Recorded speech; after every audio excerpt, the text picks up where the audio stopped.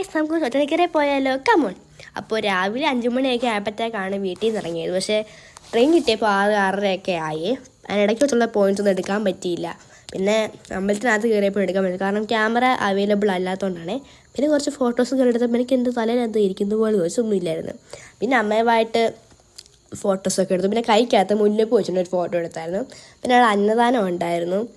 ആണെങ്കിൽ നെല്ലിക്ക, പച്ചടി, തോരൻ, സാമ്പാർ, രസം എല്ലാം ഉണ്ട്. നല്ല ടേസ്റ്റ് ആയിരുന്നു കേട്ടോ.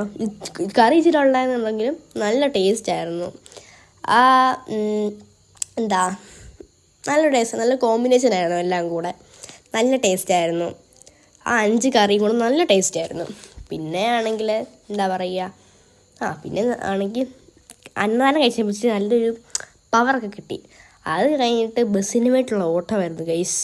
അങ്ങനെ ഓട്ടത്തിനിടയ്ക്കൊരു ബസ് കിട്ടി, എന്തുമായാലും നിരാശപ്പെടുത്തിയില്ല. പിന്നെ ബസ് കിട്ടി. ബസ്സിനകത്ത് കയറി നമ്മൾ ഇവിടെ എത്തി, റെയിൽവേ സ്റ്റേഷനിലെത്തി. അത് കഴിഞ്ഞപ്പം റെയിൽവേ സ്റ്റേഷൻ കുറേ നേരം ഇരുന്ന് കേട്ടോ. അതുകൊണ്ട് ഇച്ചിരി സുഖമായിരുന്നു. എൻ്റെ മുഖം കണ്ടില്ലേ, ഇത് ബസ്സിൽ നിന്ന് എടുത്തൊരു എൻ്റെ മുഖം നിങ്ങൾ കണ്ടില്ലേ? ആ ഓട്ടത്തിനിടയ്ക്ക് എൻ്റെ മുടിയൊക്കെ പാറി പറന്നു പോയി. പിന്നെ റെയിൽവേ സ്റ്റേഷനിലെത്തിയിട്ട് കുറേ നേരം ഇരുന്നു. അങ്ങനെ വീട്ടിലെത്തി. അതൊന്നും എടുക്കാൻ പറ്റിയില്ല കേട്ടോ. അപ്പോൾ ഇന്നത്തേക്ക് ഇത്രേ ഉള്ളൂ. Love you and by.